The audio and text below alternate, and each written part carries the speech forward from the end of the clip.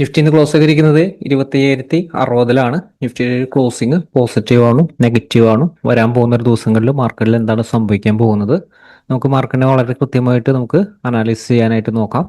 ഞാൻ ബിജീഷ് ഉള്ളൂർ, പ്രൊഫഷണലി ഒരു full time ട്രേഡറാണ്.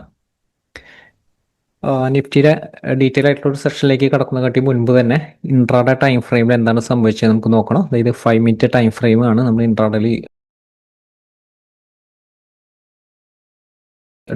Trade ചെയ്യാനായിട്ട് യൂസ് ചെയ്യുന്നത്. കഴിഞ്ഞ ദിവസത്തിൽ മാർക്കറ്റിൽ സംഭവിച്ചത് മനസ്സിലാക്കുമ്പോൾ നമുക്ക് വരാൻ പോകുന്ന ഒരു ദിവസങ്ങളിലും വളരെ ഈസി ആയിട്ട് നമുക്ക് മാർക്കറ്റിനെ മാനേജ് ചെയ്യാൻ പറ്റും. അതായത് ഇന്നത്തെ മാർക്കറ്റിൽ സംഭവിച്ചത് വലിയൊരു ഗ്യാപ്പ് അപ്പ് ഓപ്പണിംഗ് ആയിരുന്നു.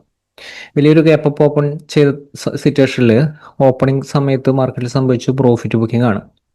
ഈ ഒരു പ്രോഫിറ്റ് ബുക്കിംഗ് നമ്മുടെ സപ്പോർട്ട് ലെവലിന്റെ താഴത്തേക്ക് ക്ലോസ് ചെയ്തിരിക്കുകയാണ്. കാരണം ഈ ഒരു സപ്പോർട്ട്, അതായത് 27,138, 25,138, ഈ രണ്ട് സപ്പോർട്ട് ലെവലിന്റെ താഴത്തേക്ക് ക്ലോസ് ചെയ്താൽ ഷോർട്ട്സ് ആൻഡ് ഓപ്പർച്യൂണിറ്റി യൂട്ടിലൈസ് ചെയ്യാനാണ് സൂചിപ്പിച്ചിരുന്നത്. 27,138 സ്റ്റോപ്പ് ലോസ് പ്ലേസ് ചെയ്തുകൊണ്ട്, അതായത് 27,138 സ്റ്റോപ്പ് ലോസ് ഇവിടെ വരും. ഇവിടെ സ്റ്റോപ്പ് ലോസ് പ്ലേസ് ചെയ്തുകൊണ്ട് ഷോർട്ട്സ് ആൻഡ് ഓപ്പർച്യൂണിറ്റി യൂട്ടിലൈസ് ചെയ്യാം. പിന്നെ അതിനുശേഷം അടുത്തൊരു സപ്പോർട്ട് നമ്മൾ നൽകിയിരിക്കുന്നത്, റൈറ്റ് സപ്പോർട്ട് നൽകിയിരിക്കുന്നത് 25,025. ഇതാണ് നമ്മൾ നൽകിയിരിക്കുന്ന ഒരു സപ്പോർട്ട്. ഈ ഒരു സപ്പോർട്ടിന്റെ അടുത്ത് വരെ എത്തുകയും ബൗൺസ് ചെയ്യുകയും ചെയ്തിരുന്നു.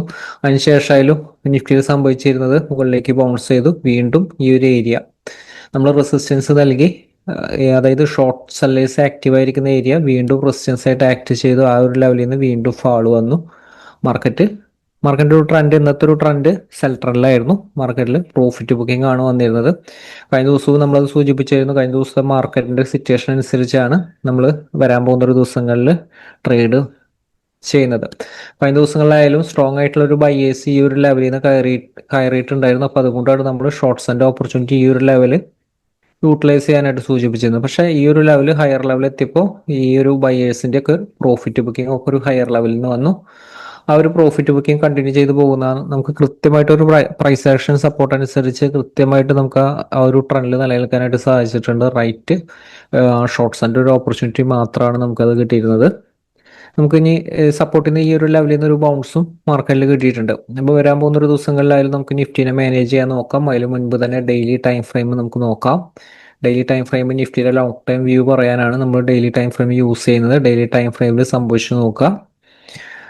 സിറ്റുവേഷൻ നമ്മൾ പറഞ്ഞു, സിറ്റുവേഷൻ സ്റ്റിൽ സെയിം തന്നെയാണ്. കഴിഞ്ഞ ദിവസത്തെ ഒരു ഗ്രീൻ ക്യാനിൽ വന്നപ്പോൾ നമ്മൾ പറഞ്ഞു പോസിറ്റീവിലേക്ക് കടന്നിട്ടില്ല, മാർക്കറ്റ് സ്റ്റിൽ നെഗറ്റീവ് ട്രെൻഡിലാണ്. കാരണം നമ്മളൊരു കൺസെപ്റ്റ് അനുസരിച്ച് പോസിറ്റീവിലേക്ക് കടക്കണമെങ്കിൽ 27,320 മുകളിലേക്ക് ഒരു ക്ലോസിംഗ് ലെവലിൽ സസ്റ്റെയിൻ ചെയ്യണം. എന്നാൽ മാത്രമാണ് ആ ഒരു പോസിറ്റീവ് സെന്റിമെന്റിൽ നിലനിൽക്കുന്നത്. കഴിഞ്ഞ ദിവസത്തെ വീഡിയോസും കഴിഞ്ഞ ആഴ്ചയിലെ വീഡിയോസും സൂചിപ്പിച്ചായിരുന്നു, ഹയർ ലെവലിൽ കിട്ടുന്നത് ഷോർട്ട് സെല്ലേഴ്സിനുള്ള ഓപ്പർച്യൂണിറ്റി ആണ്. ഹയർ ലെവലിൽ നിന്ന് ഒരു ഷോർട്ട്സ് ആൻഡ് ഓപ്പർച്യൂണിറ്റി യൂട്ടിലൈസ് ചെയ്യാനുള്ള ഒരു അവസരമാണ്. കഴിഞ്ഞ ദിവസങ്ങളിലൊക്കെ അപ്ഡേറ്റ് ചെയ്തതിന്റെ കണ്ടിന്യൂഷൻ ആയിട്ട് തന്നെയാണ് ഈ ഒരു ഡേയിലും പറയുന്നത്. കാരണം നമ്മുടെ മെയിൻ സപ്പോർട്ടുകൾ വരുന്നത് ഈ ഒരു ലെവലാണ്. 24,800 അടുത്ത് സ്ട്രോങ് സപ്പോർട്ടായിട്ട് നിലനിൽക്കും.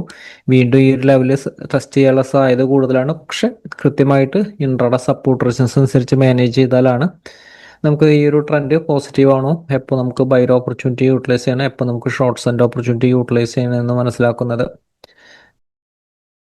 വരാൻ പോകുന്ന ഒരു ദിവസങ്ങളിലെ റൈറ്റ് സപ്പോർട്ട് റെസിസ്റ്റൻസ് നമുക്ക് നോക്കാം. ഇപ്പോൾ കഴിഞ്ഞ ദിവസം ഇന്നത്തെ ഒരു മാർക്കറ്റിൽ തന്നെ നിഫ്റ്റിയുടെ സിറ്റുവേഷൻ നോക്കുക. ലാസ്റ്റ് ടൈമിൽ എന്താണ് മാർക്കറ്റിൽ സംഭവിച്ചത്? ലാസ്റ്റ് ടൈമിൽ ഒരു പ്രോഫിറ്റ് ബുക്കിംഗ് വന്നു. അതിനുശേഷം ഒരു മുകളിലേക്ക് ഒരു വോളറ്റൈൽ മൂവ്മെന്റ്, അതിനുശേഷം തിരിച്ച് അതേപോലെ തന്നെ ഒരു പ്രോഫിറ്റ് ബുക്കിംഗ് വന്നു.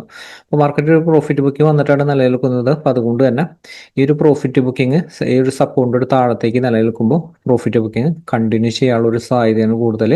അതിലേക്ക് നിലനിൽക്കണമെങ്കിൽ റൈറ്റ് സപ്പോർട്ട് റെസിസ്റ്റൻസ് നമുക്ക് നോക്കാം.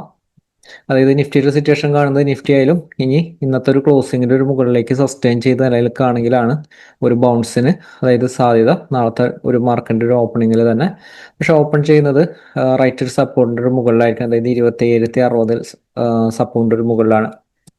അതിനുശേഷം ഒരു ഓപ്പണിംഗ് ക്യാനിൽ നമുക്കൊരു ബൈർ ഓപ്പർച്യൂണിറ്റി കിട്ടുകയാണെങ്കിൽ നമുക്കൊരു ബൈർ ഓപ്പർച്യൂണിറ്റി നമുക്കത് യൂട്ടിലൈസ് ചെയ്യാം.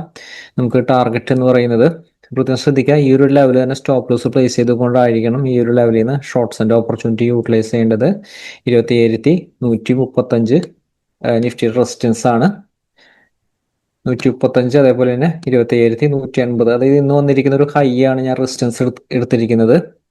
അപ്പോൾ ഇൻ കേസ് ഓപ്പൺ ചെയ്യുന്ന ഗ്യാപ്പ് അപ്പ് ഓപ്പണിംഗ് ആണ്, റെസിസ്റ്റൻസിന്റെ ഒരു മുകളിലാണെങ്കിൽ മാത്രം നമുക്കൊരു ബൈർ ഓപ്പർച്യൂണിറ്റി കിട്ടും. ഈ ഒരു ലെവലിൽ നിന്ന് ബൈർ ഓപ്പർച്യൂണിറ്റി കിട്ടും. 27,150 മുകളിലേക്കും കൂടി സസ്റ്റെയിൻ ചെയ്താൽ കുറച്ചും കൂടി സ്ട്രെങ്ത് കിട്ടും. 27,240 ഈ ഒരു ലെവലിൽ കുറച്ചൊരു സ്ട്രോങ് റെസിസ്റ്റൻസ് ഏരിയ ആണ്.